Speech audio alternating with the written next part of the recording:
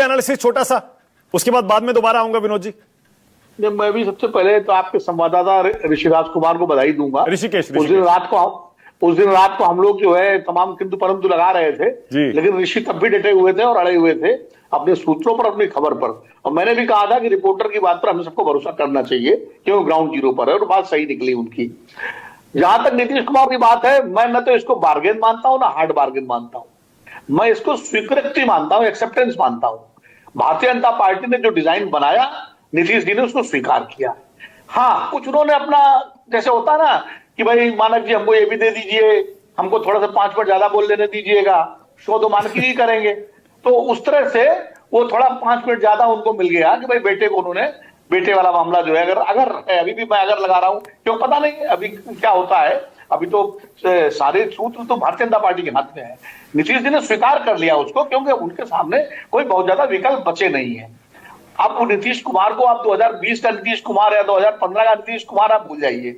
वो नीतीश कुमार अब 2026 के नीतीश कुमार है, जिनको, और वो ये जान चुके हैं कि अब उनकी राजनीति, उनका आगे का भविष्य, उनकी पार्टी का भविष्य, उनके बेटे का भविष्य, सब कुछ भारतीय जनता पार्टी और एनडीए के साथ ही सुरक्षित है।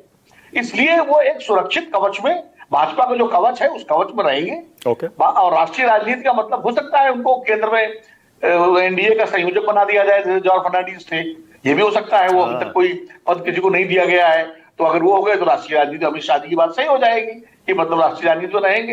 एक चर्चा उप प्रधानमंत्री की भी चल रही है कि डिप्टी प्राइम मिनिस्टर बना दिए जाए, 2 हो जाएंगे, एक तेलुगु देशम से और एक जेडीयू से नीतीश कुमार। लेकिन मोदी जी का जो स्वभाव है मुझे लगता नहीं कि डिप्टी प्राइम मिनिस्टर बनाएंगे।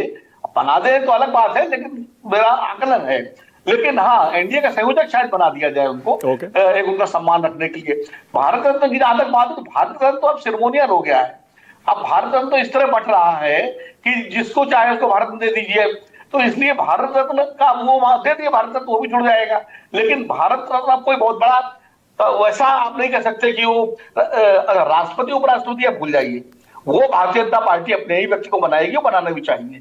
तो उपराष्ट्रपति और राष्ट्रपति, कई राज्यपाल रिटायर हो गए उपराष्ट्रपति राष्ट्रपति बनने के चक्कर में। धनखड़ जी राष्ट्रपति बनने का देख रहे थे, वो कहां चले गए। और भी कई हमारे मित्र लोग हैं, नाम नहीं लूंगा, वो भी राष्ट्रपति बनने का सपना देख रहे थे। वो राष्ट्रपति भारतीय जनता पार्टी का ही जब भी 2027 में चुनाव होंगे तो कोई व्यक्ति बनेगा।